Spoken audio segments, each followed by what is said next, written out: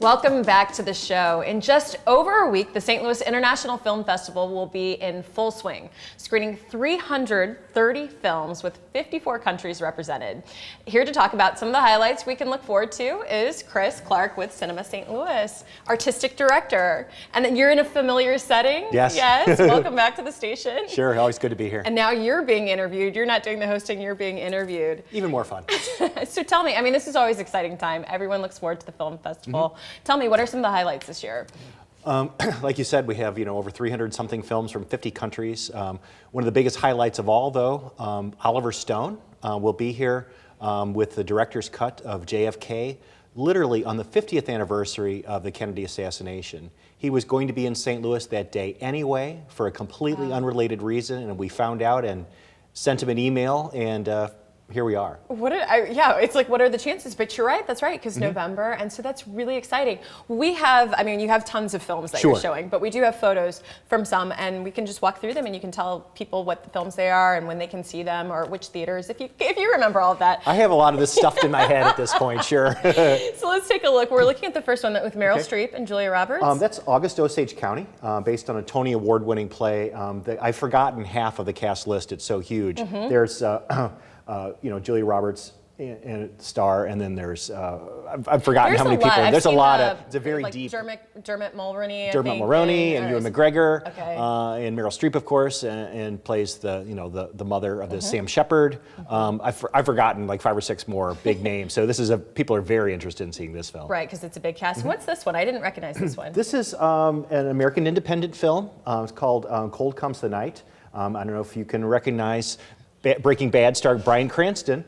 He plays a bad guy in this film too. He's a Russian gangster who's losing his vision, and he loses some money in a small town. He's trying to get it back. Chaos ensues. Interesting. It's a great thriller. Is it? Okay. And Alice Eve is from Star Trek Into Darkness. Okay. And what's this one? One of my great pleasures of my job is I am forced to go to other film festivals in other cities to see films and to make discoveries. This is a Serbian comedy called Death of a Man in the Balkans. Okay. The resident of this apartment has killed himself in the first minute of the film, and he leaves his webcam running. So the neighbors and the police are all coming in. It's locked onto the same shot the whole time. You see this revolving cast of characters coming in. They start drinking his liquor. They don't even know him. Toasting him and saying what a great guy he was, and it gets funnier and funnier along the way. What a great idea. Yes. Now that's translated. There's subtitles. Sure. For that one. So there are subtitles for all of them. That falls under one of your foreign categories, because there are a lot of foreign films. I feel each year you do a great presentation of that. And this one. This is called Destination Planet Negro. Okay. It's by an African-American filmmaker out of Kansas City. His name is Kevin Wilmot. One of his previous films, Confederate States of America, it was at Sundance about 10 years ago, and it's considered a American indie classic. And he can get away with things that I could not. I was just about to say that. Race it's always good to talk about race through humor, isn't it? And this is a comedy? It's a comedy. It's a spoof. A group, it starts in the past. A group of the man you see in the picture there is actually George Washington Carver, and he and a group of other W.B. Du Bois and a bunch of other black leaders from the time get together, decide what to do about the Negro problem in America, and they decide to send them into space. It's just ridiculous and silly, and Kevin's got a great sharp wit about black and white culture in the United States, and it's really fun. And he will be here. Got it. Oh, okay. Yes, great, he will be here for the screening. This looks like we're switching gears a little bit. Yes, this is a very sad, dark film. It's called Halimas Path. It's a Croatian film about the aftermath of the great genocides and war over there. She's just trying to find. They find the bones of her husband, and she's trying to identify the bones of her son. And there are some reasons why she won't give her blood to get the DNA, and there's lots of reasons behind it.